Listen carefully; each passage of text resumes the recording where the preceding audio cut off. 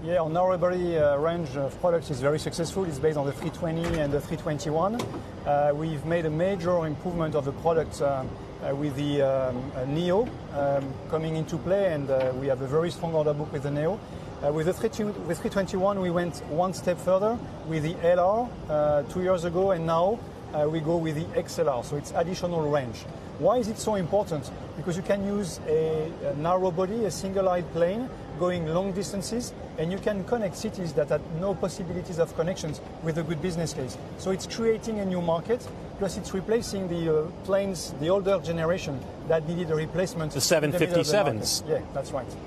There are a lot of people who look at this 2023 launch time and they say, that's really aggressive. Can you make 2023 for first deliveries? Yeah, that's what we will do, for sure. Are you worried about in this environment that regulators, they're going to be extra scrutiny? There's going to be more scrutiny in terms of certifying aircraft, like the new XLR. There is scrutiny from the regulators. That might be good news as well. That's the way to raise the level of safety. We've gone through this in the past, and we think it's very important to have a very strong and reliable certification process that is a worldwide standard with the authorities staying together when it comes to certification standards to have a level playing field for competition and investment. But you're not worried that that time frame's too aggressive?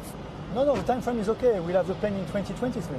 What about the aspect of the backlog is so great for Airbus right now that people look at the additional plane and they say, at some point, you're going to have your suppliers stretched to the point where you're going to have some tricky moments getting them up to speed. Are you worried about that? We went through these difficulties last year, indeed, when we had the engine difficulties, as you might remember.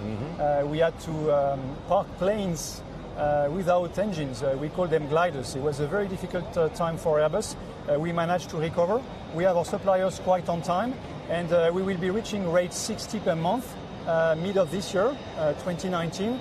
And we're going to go to rate 63 by mid of 2021. So we believe it's a reasonable growth, and this will stabilize our production moving forward. Are you worried about the supply chain, not just for your aircraft, but for the industry overall, that there is so much growth, so much demand, not only just commercial, but also on defense, that the supply chain may not be able to keep up?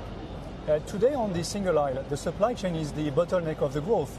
This is the limiting factor. So yes, we are working very closely with the supply chain to make sure that what we demand is something they can supply, not to be in a situation where we would have disruptions. And this is basically the way we're moving forward, close cooperation with the supply chain.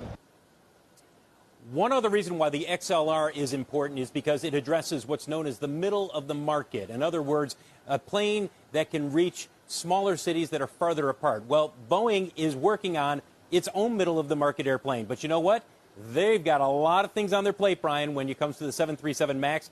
They are not going to be to market as quickly in that segment as Airbus will be with the XLR.